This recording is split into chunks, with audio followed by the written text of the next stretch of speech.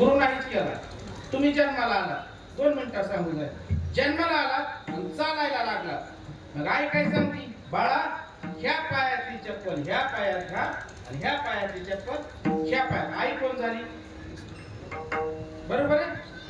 बरं तुम्ही शाळेत जायला लागला, त्या पाठीवर दप्तर घेताना वडिलांनी सांगितलं, बाळा स्वच्छ राहिलं पाहिजे, इनशर्ट केला पाहिजे, पिशवी व्यवस्थित घेतली पाहिजे, वाटाने व्यवस्थित चालला पाहिजे.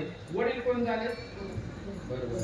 शाळेत गेला, याला काठी वाटी 1 म्हणतात, त्याला काठी वाटी 2 म्हणतात. अ अन्न साचा, आ आकाडीचा.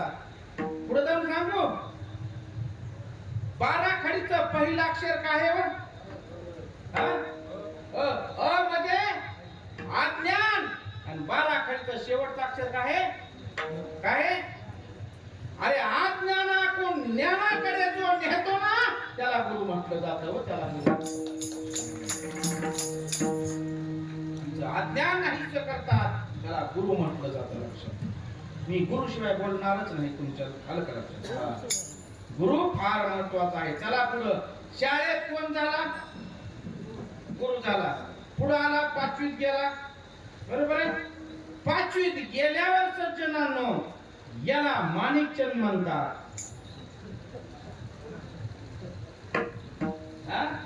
याला माणिकचंद म्हणतात, याला गोवा म्हणतात, याला गुटखा म्हणतात, याला तंबाखू म्हणतात. ती कशी खायची? बरोबर आहे. मी सांगतो, तंबाखू हातावर घे, चुना लाव, अशी मग अशा थापा हाण. कोण झाला? ती गुरुच झाला ना. बरोबर आहे का नाही? परत पुढे गेला तुम्ही 10वीला आणि 11वीला गेला तर तुम्ही कॉलेजला गेला. मग मात्र सज्जनांनो याला देशी म्हणतात, याला हातपट्टी म्हणतात, याला इस्की म्हणतात. 1 ग्लास मध्ये कशी बार. कोण झाला? ही गुरु केलं चांगलं आहे ना. तुम्ही मान हलवून सांगता मला. तर त्या सोडून चला पुढं. पुढं मोठं झाला आणि दादा लग्न झालं. महागुरु घरात आला. आलं का लक्षात? तो महागुरु तुम्हाला सांगू का, लहानपणी आमचा बाप आम्हाला सांगायचा, बाळा तुला काही कळत नाही. बाळा तुला काही कळत नाही. आणि महागुरु घरात आला की तुम्ही ती बी तसाच म्हणतो, तुम्हाला काही कळत नाही. आणि मुलगा झाला, मुलगा मोठा झाला, मुलगा सुद्धा काय म्हणतो, दादा बाबा तुम्हाला काही.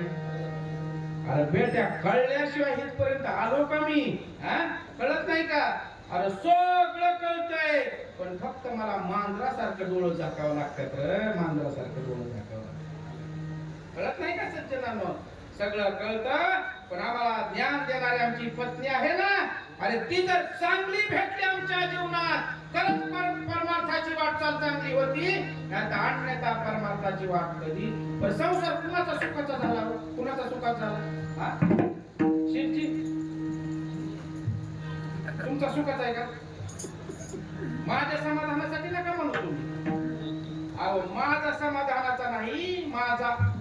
मी घरी गेलो ना 2:30 वाजता, अर्धा तास कडी मला वाजवावं लागते माझ्या घरात. किती तास? अर्धा तास. बरं बिचारी येत आणि गपचूप येतच नाही.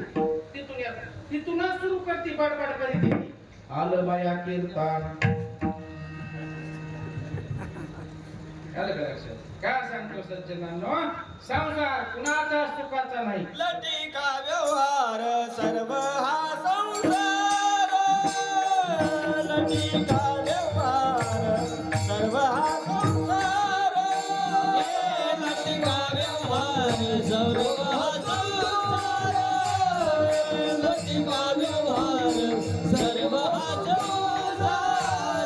वाया ये दारा हरिवीण. वाया ये दारा हरिवीण. लटिका व्यवहार सर्व हा संसार.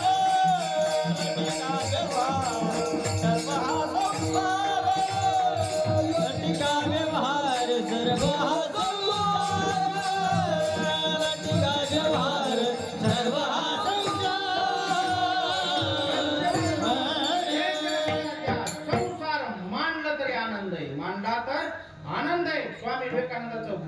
लक्षात घ्या. स्वामी विवेकानंद, मला वाटतं रामदास स्वामीचं वाक्य आहे, रामदास स्वामीचं, आधी संसार करावा नेटका आणि मग परमार्थ साधावा विवेका.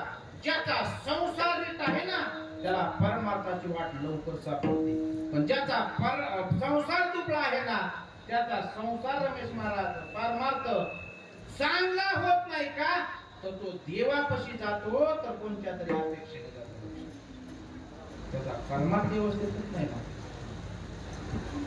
मी सांगत होतो असं कुणीच समजू नका. कुणाला दादा तुम्हाला कशा समाधान आहे म्हणण्यात, तुम्हाला सोमनाथ महाराज तुम्हाला म्हणण्यात समाधान आहे, कुणाला टाळ वाजवण्यात समाधान आहे, आमच्या महाराजांना पक्वाज वाजवण्यात समाधान आहे, यांना पिठी वाजवण्यात समाधान आहे. पण एवढं समाधान मी समजू नका. आलं का लक्षात? पुढे आता माझ्याकडे टाइम नाही तर सांगितलं असतं. आता मग झालं का तुमचं? झालंय का?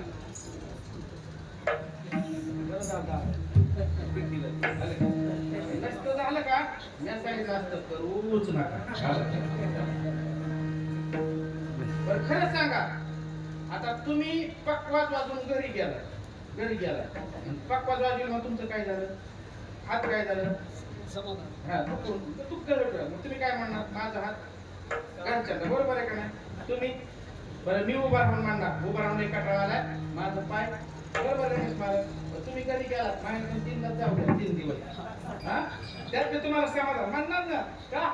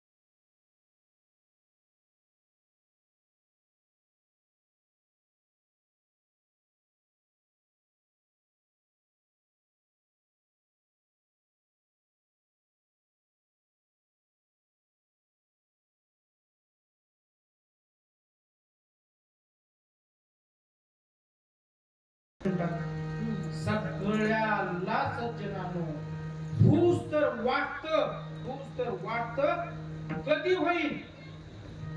आमची तरुण पोरं मागाशी दिसली होती, कुठे गेली? कोपऱ्यात बसली नाही सगळी, नाही तर तिकडे बसल्यात काय? सज्जनांनो तुमचं झालं नाही म्हणून दुःख आहे. जर व्हावंसं वाटत असेल ना तर मनमत स्वामीची वारी करा. आज वर्षापर्यंत नाही झालं तर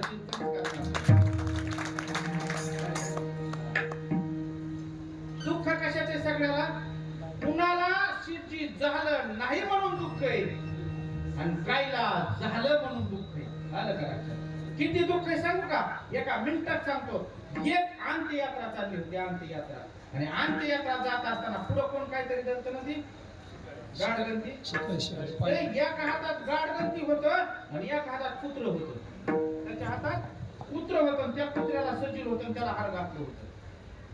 अशी लाईनची लाईन 25,000 मागे चालत होती. किती चालत होती? 25,000 चालत होती लाईनशी. आणि एक जण आपल्या शहरातून आता ती अंत्ययात्रा बघितली. म्हणलं आतापर्यंत लय अंत्ययात्रा बघितल्या बाबा, म्हणलं आतापर्यंत लय अंत्ययात्रा बघितल्या पण कुत्र्याची पहिल्यांदाच बघतोय. मग त्यांनी एक जणाला विचारलं, म्हणलं ही काय भानगड आहे कुत्र? म्हणली ही असं म्हणली की कुत्र आहे का म्हणले. आता ही अंत्ययात्रा चाललेली आहे, त्याची ती म्हणला पत्नी बायको म्हणला, आणि हीच कुत्र चावून ती मेली म्हणला. काय कळलं? हीच कुत्र चावून ती मेली म्हणून त्यांनी आनंदाने ती कुत्र सजून घेऊन चालला. मग ती म्हणला एखाद्या तासासाठी मला मिळेल का कुत्र? 25,000 मध्ये आम्ही लागेल काय उगाच उभा राहिलो काय म्हणून. एक लक्षात घ्या, एवढं दुःख आहे. मी समाधान सांगतो, कुणाला कशात समाधान आहे, कुणाला कशात समाधान आहे. अहो एका महिन्यात समाधान होतं, जातच नव्हतं जात. पण तिला बदामच्या गळ्यात लय समाधान होतं. दादा कशात? बदामच्या गळ्यात लय समाधान होतं, म्हणून ती सकाळी नांदूर शिकारीत बसायची. सकाळी कुठं बसायची? एसटीने नांदूर शिकारीत बसायची, 10 वाजता नगरला जायची. तिचं काहीच काम नव्हतं नगरला जायला, आणि लगेच महागारी यायची. सकाळी 6 बदाम चगळीत यायची आणि एसटीत बसायची जी बसायची, कंडक्टरच्या शेजारी बसायची. आणि कंडक्टर तिकीट काढून आला की 6 बदाम त्याला खायला द्यायची. 6 बदाम कुणाला खायला द्यायची? कंडक्टरला. 1.5-2 महिन्यात कंडक्टरचं 8 किलो वजन वाढलं. किती? मग कंडक्टर म्हणला, आजी किती तुमचं माझ्यावर प्रेम आहे हो? म्हणजे का? म्हणजे रोज तुम्ही मला 6 बदाम खायला द्या. म्हणजे बाबा तसं काय नाही, म्हणजे मला नाही जात, म्हणून या काही 6 बदाम चगळीत येते.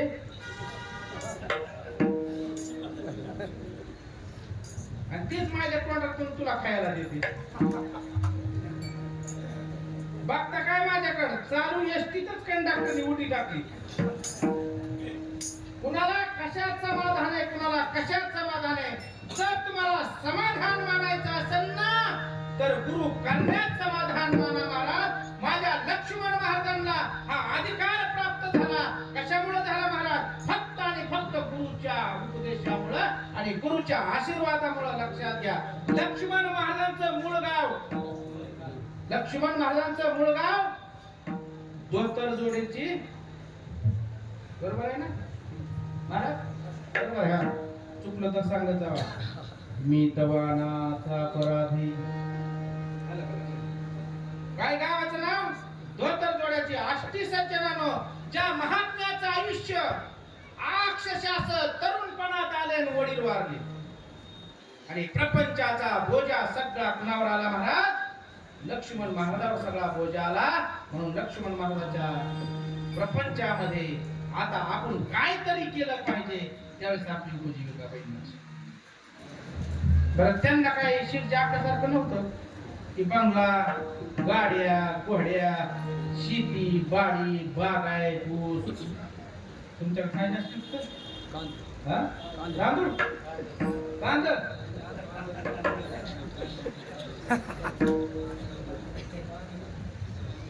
त्यावेळी आहे का कोपऱ्यात गुरुमार ही आमचं जोडीदार, हे आमचं गुरुमाव घेऊन कोले ना. त्यांना किती बॅगा होत्या दिल्या? 2 आणि 2,500 बॅगा निघतात त्यांच्या कांद्याच्या. यंदा त्यांनी पाळी घालून दिली म्हणा, राम राम कांद्याला. सगळं सोयाबीन. कांद्याचा हार, कांद्याचा झाला वांदा. आलं का? चला, तिकडे जायचं नाही मला. पण उपजीविकेसाठी लक्ष्मण महाराजांकडे साधन नव्हतं, म्हणून कुणाकडे तरी नोकरी पत्करावी लागली. संत महात्मे होते. जो इमानदारीने काम करतो ना, त्याला संत म्हटलं जातं. संत म्हटलं जातं. आलं का? ज्याच्यापाशी नोकरी करत होते ना, नोकरी करत असताना सज्जनांनो वर्षाचा ताळा बंद लागाना म्हणून हिशेब करायला लागले. कोण? लक्ष्मण महाराज. आणि ताळा बंद काय जुळाना 4 हुंड्याचा हिशेब चुकायचा. 4 हुंड्या. आता हुंड्या तुम्हाला माहिती का? निमकी, पावकी, दीडकी. बरोबर आहे? आता आम्हाला ती कळत नाही, पण 5 पैसे, 10 पैसे, 20 पैसे, 25 पैसे आणि 50 पैसे आम्हाला चांगलं कळत होतं.